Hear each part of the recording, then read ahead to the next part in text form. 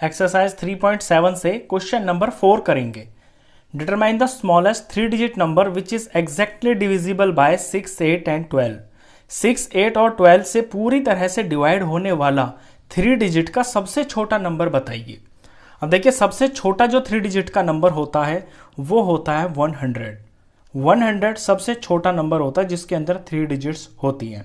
अब जो इसका आंसर होगा वो या तो 100 होगा या फिर 100 से ज़्यादा होगा, ये तो पक्की बात है। इससे कम इसलिए नहीं हो सकता क्योंकि अगर इसमें से एक भी मैं माइनस कर देता हूं तो फिर वो 2 डिजिट का नंबर बन जाएगा। अब वो नंबर होगा क्या, वो पता करने के लिए सबसे पहले हमें ये जो गिवन 3 डिजिट है ना, इनका एलसीएम निकालना होगा, यानी लीस्ट कॉमन मल्टीपल। एलसीएम जो होगा वो सबसे छोटा नंबर होगा जो इन तीनों से पूरा डिवाइड हो जाएगा। उसकी हेल्प से फिर हम अपना आंसर निकालेंगे। तो बेसिकली सबसे पहले हमें ये जो 3 नंबर यहां दे रखे हैं 6, 8 और 12, इनका एलसीएम निकालना है। तो एलसीएम निकालते हैं। 2 से डिवाइड हो रहे हैं ये तीनों, तो मैंने 2 से स्टार्ट किया तो ये 3 आ गया, यहां पे 4 आ गया और यहां पे ये 6 आ गया। 4 और 6 2 से डिवाइड हो रहे हैं, 3 तो हो नहीं रहा, सेम टू सेम कॉपी कर देंगे। जो नंबर पूरा डिवाइड नहीं होता उसे एज इट इज उतार देते हैं। 4 हो रहा है, 2 2 जार 4, 6 को 2 से डिवाइड किया तो 3 आ गया। अब नीचे की लाइन में यहां मुझे 2 दिखाई दे रहा है तो ये 2 2 से ही डिवाइड हो जाएगा, पहले इसे ही खत्म करेंगे। 3 एज इट इज रखेंगे, ये 1 हो गया और ये 3 1 जार 3 हो गया। सॉरी, ये 3 एज इट इज रहेगा क्योंकि अभी मैं 2 से कर रहा हूं। अभी 3 और 3 है, ये 3 से ही डिवाइड होंगे तो 3 1 जार 3, ये 1 पहले ही बन चुका है और ये 3 1 जार 3 खत्म हो गया सारा। नीचे 1 आते हमारा काम खत्म हो जाता है।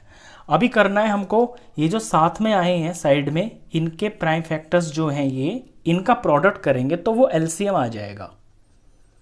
तो 2 इंटू 2 इंटू 2 इंटू में 3, इनका प्रोडक्ट किया, 2 2 जार 4, 4 2 जार 8, 8 3 जार 24। तो 24 जो है वो लीस्ट कॉमन मल्टीपल है इन तीनों नंबर्स का, यानी 24 ऐसा नंबर है जो सबसे पहले आता है इन तीनों टेबल्स के अंदर। अब 24 तो है सबसे छोटा नंबर जो इन तीनों से पूरा डिवाइड हो जाता है, लेकिन ये जो 24 है ये 3 डिजिट का तो नहीं है। तो इस 24 को मैं आगे बढ़ाता हुआ चलूंगा। जो भी नेक्स्ट नंबर होगा मेरा, जैसे ये 24 1 जार 24, ये तो है एलसीएम। तो अगला जो नंबर होगा ना, जो इन तीनों से पूरा डिवाइड होगा, वो 24 का मल्टीपल होगा, यानी वो 24 के टेबल में आएगा। तो 24 का जो अगला मल्टीपल है 24 2 जार 48 आ गया।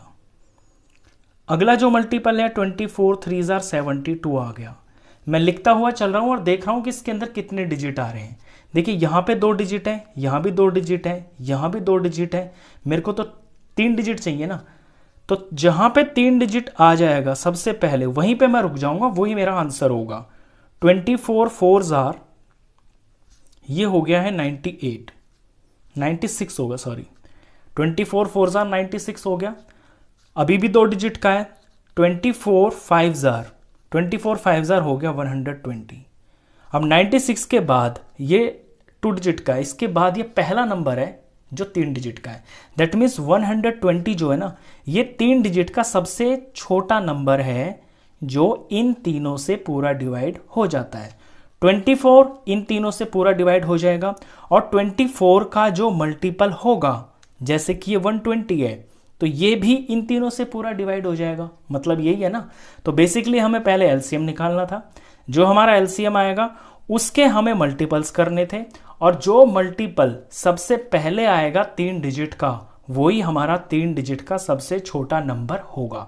तो यहां पे जो आंसर है ये आएगा हमारा 120। अब ये मैंने मल्टीपल की तरह आपको लिख के दिखाए हैं। इसका दूसरा तरीका भी है, लेकिन यूज उसके अंदर ये टेबल ही होता है। हम कैसे करते हैं कि सबसे पहले हम लिख लेंगे यहां पे 100 को हम डिवाइड करेंगे इस एलसीएम से 24 से। तो 24 का टेबल चलाएंगे और इसके नीचे हम नंबर लिखेंगे। 1 जार 24, 2 जार 48, 3 जार 72, 4 जार 96। 4 पे 96 आएगा, लेकिन 96 जो है वो 3 डिजिट का तो नहीं आ रहा, हमें 3 डिजिट तक पहुंचना है। तो 24 5 जार 120 हो गया, तो मैं एक नंबर एक्स्ट्रा ले लूंगा क्योंकि 4 तक तो 2 डिजिट आ रहे हैं, 5 आते ही 3 डिजिट आ जाएंगे 120। और जब मैं इसे सब्ट्रैक्ट करूंगा तो ये नेगेटिव में आंसर आएगा क्योंकि मैं आगे चल रहा हूं ना। तो 0 में से 0 गया 0, 2 में से 0 गया तो 2, 1 में से 1 गया कुछ नहीं, और ये माइनस में आएगा क्योंकि माइनस का नंबर यहाँ बड़ा है।